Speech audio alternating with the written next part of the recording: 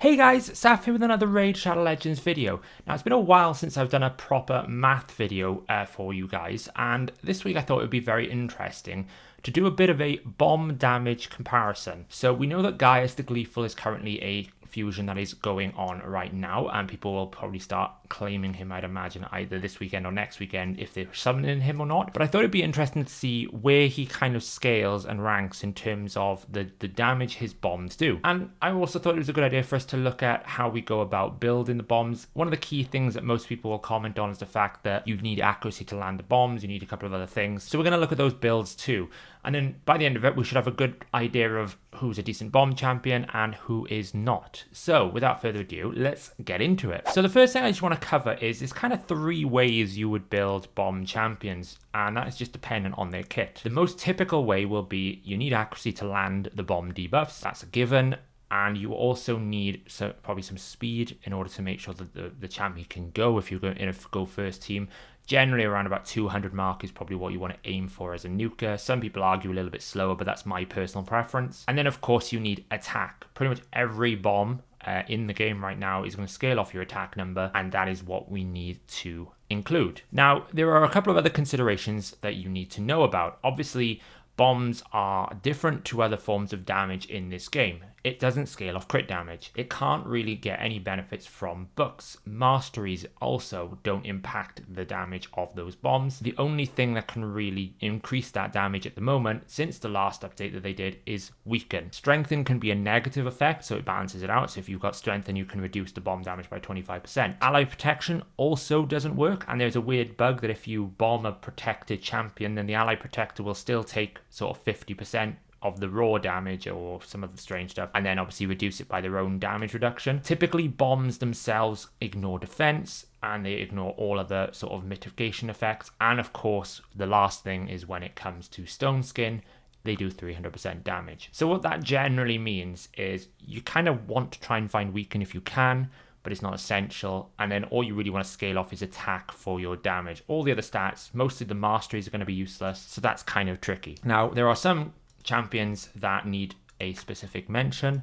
Lord Shazar requires crit rate, because in order for him to place the bombs, they need to crit to reduce it to 1 turn. Now, you could run him without crit rate, but then you're on a 2-turn duration, a bit like Gaius the Gleeful's A2, but at least with Gaius he's got sleep. Now, so that means we've kind of got a second type of build here. We need crit rate, speed, attack, and accuracy. And then finally, we've got the last one, and probably the best one to build, which is Astrolith, who I believe is a high elf. Is that right? Or is it a dark elf? I always mix these two up.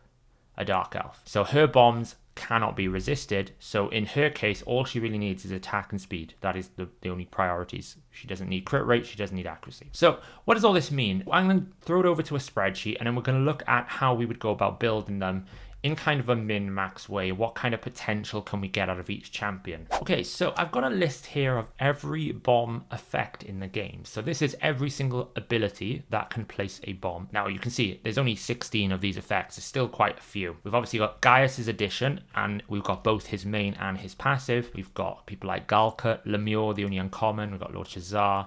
Bunch of rares and epics down here. We've got Talia that requires Phenax, and then we've got War Mother. So some of them obviously have conditions, right? So we've got Gaius's passive that's 30% chance when he gets hit. Soul Drinker's passive is only when he dies. Talia can only place if Phenax is in the team. It's a very weird thing. And then obviously War Mother's got that condition whether it's a boss or whether it's a champion. And then I've pulled out their bomb multipliers. So obviously everyone knows multipliers are the most important factor in terms of bombs, but also we need to factor in sort of base attack, because that will tell us how the champion can scale their bombs, being attack is the only kind of metric that we can increase their damage. And then we've got a couple of other things to consider here, such as base accuracy, base speed.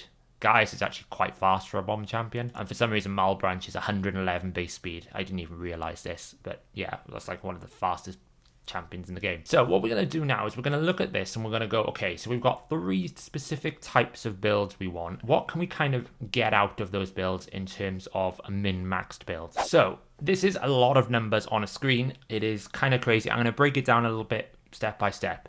So the first build we're going to look at here is the accuracy speed priority. Now, whenever I'm building a champion that requires or needs the ability to land debuffs, I always kind of aim for 500 accuracy and then 200 speed.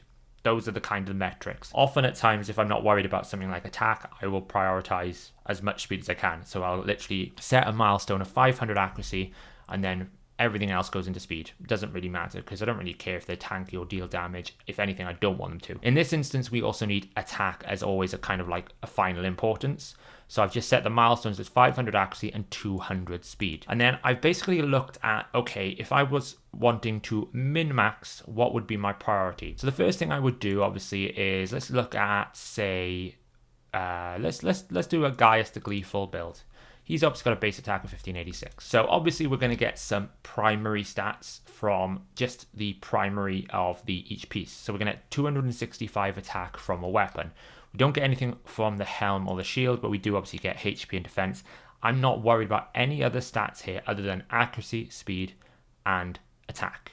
The other stats are beneficial, but they will not make a difference to whether or not my bomb champion succeeds. In the gloves, I've gone for 60% attack. In the chest, I've gone for 60% attack. And in the boots, I've gone for 60% attack. Even though I need 200 speed, it's actually better for you to look for speed substats than it is to look for percentage substats. So when we look at substat speed rolls, the reason why I think attack percentage boots is better than speed boots, it comes down to how much of your stat budget you need to commit to gain the same effect back. So when we look at the roll ranges here, we know that speed can roll anywhere between 5 and 6 on a 6-star piece, or it can roll, or attack percentage can roll 5 to 7%. So there's a higher ceiling for percentages. And when you work out what the difference is between sort of 45 speed boots or a 60% attack chest, you end up in the situation where you essentially lose 25% if you were to prioritize speed boots as a primary stat, and then you would lose 15 speed if you were to prioritize attack percentage. So what that generally means here is the number above me here, the 5 and 3, in order for you to gain the same percentage of attack back, you'd need 5 substat rolls versus 3 speed. So therefore, it's better for you to prioritize your primary stat as attack percentage because you need to commit less of your substat rolls to find the extra 15 speed you lose. So it's important we take into consideration this when we're looking at min-maxing our build. Is it better to go speed or primary thing? And the same thing with the banner. Is it better to go accuracy in the banner, or is it better to go attack and then try and find the accuracy in other places? And you'll see in the build that I do now, I've prioritized attack in these scenarios. So we're back in here, attack percentage boost. Then we obviously get 265 on a ring, 265 on an attack amulet. You don't want crit damage, so therefore attack is the priority here. And then you get 398 on the banner as well. I have gone an attack banner, not an accuracy. In this build, I'm going for triple perception. This gives me 120 accuracy. Now you could go for an immunity build if you wanted to, or swift parry. You'd have to obviously find 120 accuracy in your substat build. That's going to dilute your potential for attack. I just prefer perception because you get the speed and accuracy. These are your secondary stats, but important milestones. And I think it's a little bit better than getting 15% attack on, say, a cruel piece.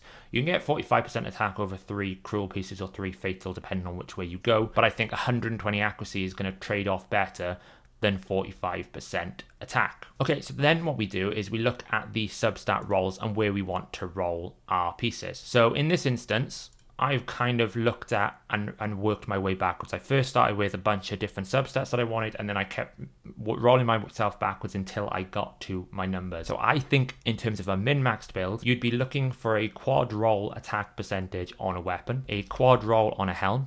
You can't get attack percentage on your shield, so that's why I've moved all the speed and accuracy priority to shield, because this is where you can't get attack percentage, so you're looking for rolls to make up the difference. And in this scenario, when I've looked for 2 substats, I've assumed a triple and a single roll. So we've got speed accuracy on the gloves, the chest, the boots, and the shield where we can't get attack percentage. The ring obviously then can only get primary stats, so it's attack percentage only. And then the banner is attack percentage and speed as a secondary. With the amulet, you can't roll attack percentage and the attack primary set, so you're looking for a quad roll accuracy essentially. And what I've done with the roll ranges, I've kind of aimed for like a middle of the ground rather than a high roll or low roll for these rolls. So we get like 22 speed, 22 speed, 22 speed, 28% helm, and also 28% on the ring. Now, these aren't what I'm saying you can achieve. This isn't me going, get these are so easy to acquire. Obviously, acquiring these triple rolls and quad rolls is almost, it's a lot of energy. But if we were to compare as a theoretical approach, the best build and all these champions, which is what we're doing for this video, I'm just setting a base mark of the kind of substat rolls and then weighting that against their primary stat. So if we were to have these in a theoretical scenario, this is how they would be built. So we've got 52 accuracy as a primary, as a secondary here as well. And then of course I've gone and glyphed them, and I've assumed kind of a towards the ceiling of a rank 5 in the middle of a rank 6. So obviously we know 16 accuracy could be acquired, and you could min-max this even further if you really wanted to. But as a baseline, I've approached every champion this way. We've got 5% for an attack glyph, we've got 8 for accuracy and 4 for speed across the board. So where else can we get more stats? Well, obviously we get benefits from artifact sets. So in a perception piece, we're getting 5% speed, and we're also getting 40 accuracy. So those triple up, and then we get some benefits from Lore of Steel as well. So we'll get 2 extra speed from Lore of Steel and 18 extra accuracy. We also get 10 accuracy from pinpoint accuracy in the mastery tree, 16 from Swarm Smiter, assuming that there are 4 enemies alive, and of course Eagle Eye. There isn't really any better sort of capstone. You're probably going to have to look at something in the defense tree for Astrolith, because none of the offense capstones really benefit you.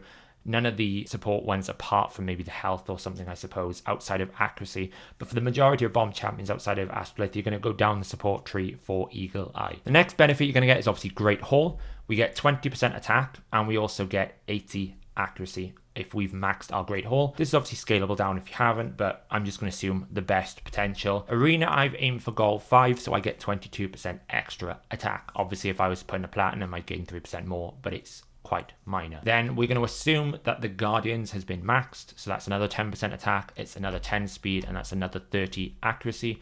And we're going to assume that our bomber is +4. This is a theoretical approach again. This is not saying that everyone can do this, but if you wanted to use this as a model, you could literally just scale yourself backwards and just adjust your substat weightings against this. So we're going to assume 40% extra attack, 15 speed, and 55 accuracy. So these are the extra benefits that we can bake into our build. So when we add all this up, we get some final numbers here. So we can take the base attack, we can roll up against all the percentages and bonuses we get. You can see that the Great Haul and the Arena do add up to a fair substantial amount, 666, which is actually kind of creepy. We get some bonuses from masteries. I've gone Blade Discipline because I don't care about crit rate on Gaius. This is a non-crit rate build. And then obviously Empowerment gives a substantial amount of benefit, as well as then all of the extra things. And we end up with around about 9,200 attack for a +4 Gaius in a kind of an optimal build, with scope to kind of increase a little bit more with higher glyphing and better and sort of a higher roll range. We get 252 speed, which is obviously about 50 over my original mark. You could, again, drop some of the speed substats, but you'll find you just pick up loads from the empowerment system, really. I mean, you get in about 10, 15, you're getting 25 from empowerment on top of his 105 base, on top of the 15% from the set bonuses and Laura Steel. You're already at around about 180 before you even need a substat. Got 525 accuracy. So that's build 1. That is accuracy and speed priority. And of course, then we need a specific one for Lord Shazar. So in all I have pretty much done for Lord Shazar is I've substituted the attack percentage gloves for crit rate gloves. Now, when I did the math here, my main assumption was I would prefer to have attack percentage substats because I can glyph them. I cannot glyph crit rate, and generally you don't need a substantial amount of crit rate.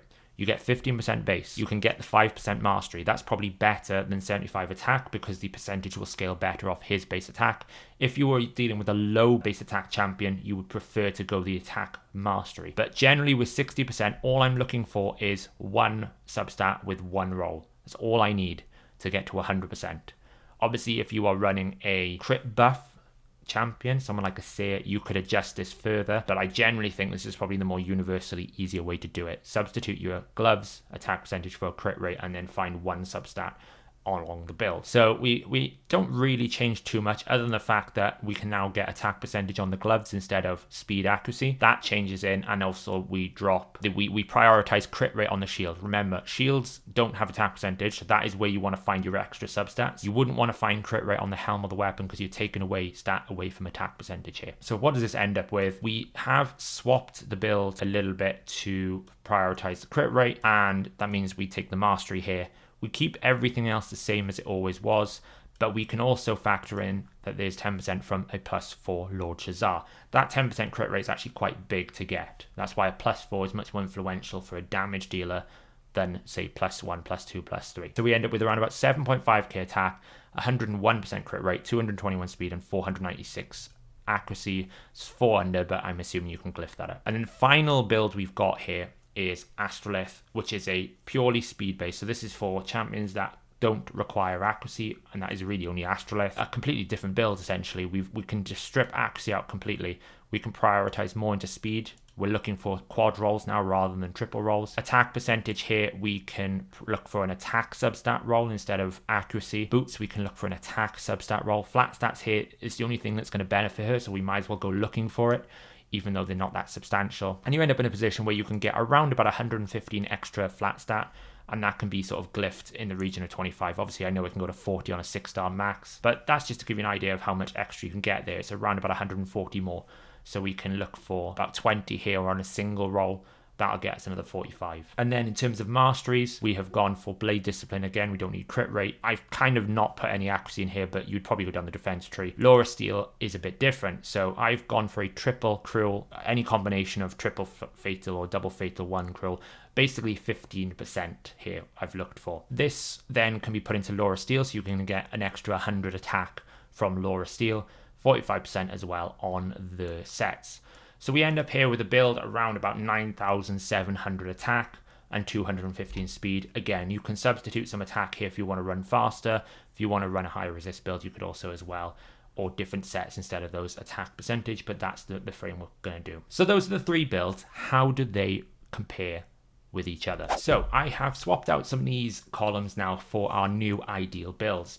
I've gone through and I've swapped between the different champions to work out kind of what their attack number would be if we were to run the preferred build, which is either just speed, accuracy speed, or crit rate accuracy. As you can see, most champions are going to require that accuracy speed, the first one we talked about in detail. And I've kind of colored these in based on the strongest being green, the weakest being red. Now, Lemore being an uncommon has a really, really low base attack, so you can't really scale it. So that's why that's so red. And I'm now going to sort this based on a preferred bomb damage champion here. So we know you obviously can increase your own attack with an attack buff that'll get you stronger bomb damage, and then if there's a weaken, that's an extra 25%. So this final figure in the final column here is a attack buffed bomber with weaken out on the enemy. And quite clearly, obviously War Mother here, the first one, this is if the boss is being targeted. The important thing to note here is it doesn't include any extra multipliers specific to bombs such as Stone Skin or Bommel. So obviously this would be another 200-300%, but just to give you an idea of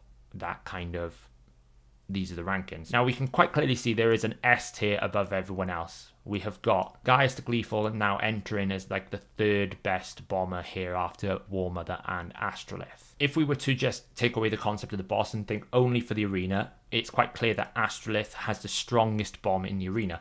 The only downside is it's single target. So being so close to War Mothers, that really tells you that War Mother is probably the best bomb champion for actually applying bombs. But we know that goes on for a 2-turn duration, and it doesn't have the sleep that Gaius has. Gaius is very close with his A2. It is not far away at all. He's, probably about 3 or 4% below, but he does have the sleep. So will he be able to compete as a proper bomb champion? I would argue still no, because there's just too much unreliability with getting those bombs off. And the other argument I would say is if bombs were viable, you'd be seeing War Mother, and then he would be an alternative to War Mother, but you're not seeing War Mother because of that issue with bombs. The good thing as well, his passive is the same value, so whether he's placing it through his A2 or placing it through his passive, those bombs are going to do some damage to a target. And obviously in this situation, we don't have to worry about any sort of damage reduction, so this is kind of the damage that champion will do against a standard enemy with weaken and not without strengthen.